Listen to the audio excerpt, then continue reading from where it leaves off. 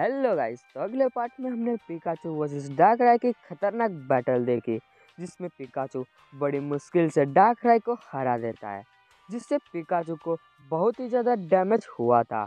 इसलिए S Pikachu को वापस बुला लेता है और अपना दूसरा पोकेमॉन लुकारियो को निकालता है। मार्क्समैन भी अपना दूसरा पोकेमॉन गेंगार को निकालता है, जो आज तक एक भी बैटल हारा नहीं है। तो अब इन दोनों पोकेमॉन के बीच की बैटल शुरू करते हैं। तो सबसे पहले एस अपने लुकारियो को ऑरा स्फीयर यूज करने को बोलता है, लेकिन गेंगार उससे आसानी से बच जाता है और फिर नाइट सीड का यूज करता है, लेकिन लुकारियो जंप करके उससे बच जाता है। फिर तुरंत ही मार्क्समैन गेंगार से शैडो पंच यूज करने को बोलता है और लुकारियो बॉन रश अटैक यूज करके शैडो पंच को रोक देता है, लेकिन फिर तुरंत ही गेंगार शैडो बॉल लुकारियो को मार देता है, लेकिन लुकारियो उसे भी रोक देता है। लेकिन इससे लुकारियो के आसपास बहुत ही धुआं हो जाता है और इसी का फायदा उठाकर गेंगार नाइट सेट का यूज करता है और फिर इनविजिबल होकर नाइट सेट का यूज करता है, जो सीधा लुकारियो को लग जाता है और उसे काफ़ी ज़्यादा डैमेज होता है। लेकिन फिर लुकारियो उठ जाता है और एस बुलेट पंच अटैक करने को बोलता है, जो गेंगार को लगने ही वाला होता है, लेकिन वो बाल बाल बच जाता है, जिससे एस समझ जाता है कि अब मार्क्समैन के गेंगार को हराना इतना भी आसान नहीं होगा। और तभी मार्क्समैन बोलता है कि वाकई में एस तुम्हारा लुकारियो सच में स्ट्रांग है, लेकिन वो उतना भी स्ट्रांग नहीं कि मेरे गेंगार को हरा सके। अब इसे ख़त्म करने का वक्त आ चुका है।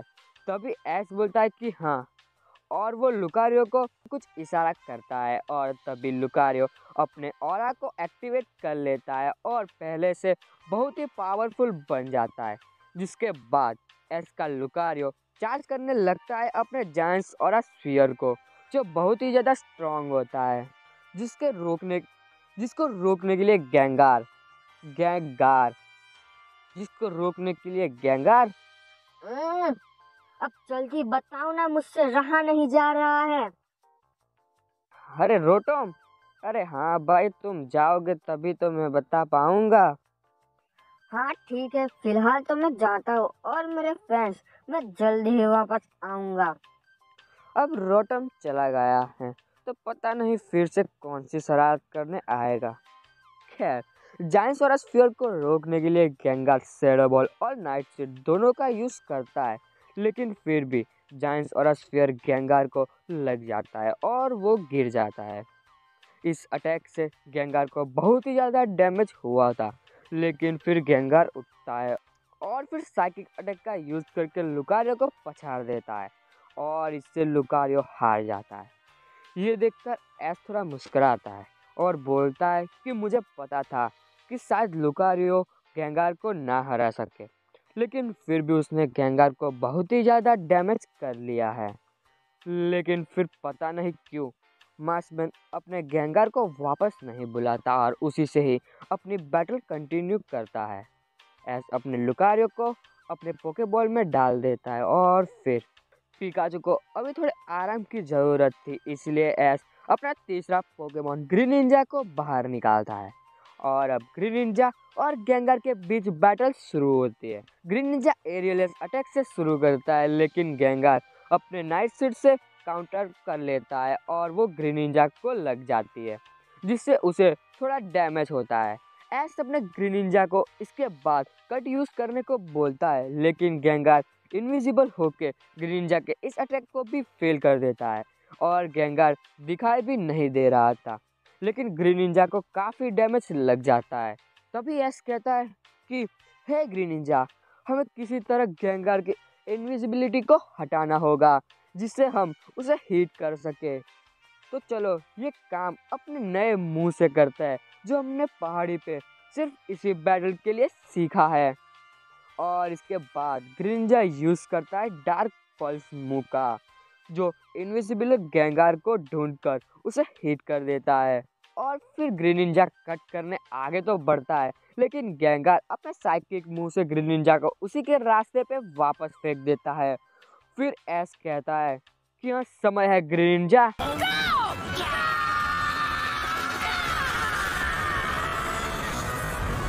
बॉन्डिमॉल होके ग्रिनिंजा यूज करता है अपने कट मुंह का, और वहीं पर गेंगार यूज करता है गिंगा इफेक्ट का। तो अभी एस हैरान हो जाता है और बोलता है कि क्या गिंगा इफेक्ट। लेकिन इसके बाद दोनों पोकेमॉन अपने फिनिशिंग मूव का यूज करते हैं,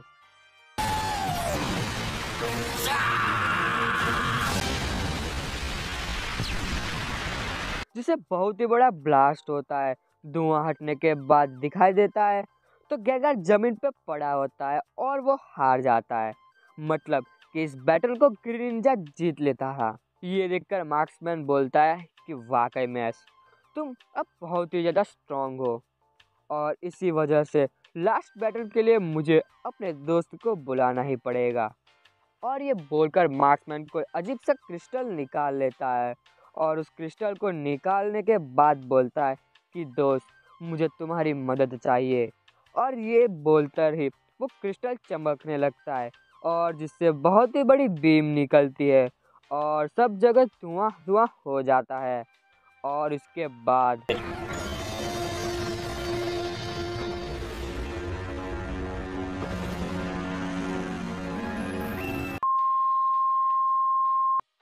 अब जल्दी बताओ दो।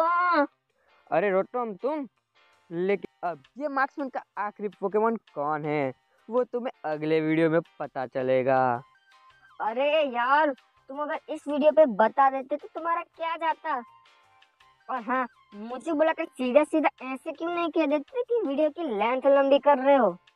अरे रोटम, अब पोल मत खोल तुम, और तुम अब जाओ यहाँ से। सारे ने पोल खोल दी यार। तो गाइस, अगर ये वीडियो आपको अच्छी लगी तो इस वीडियो को लाइक करना, और अगर आप चैनल पे नए हो तो सब्सक्राइब करना बिल्कुल भी मत भूलिएगा।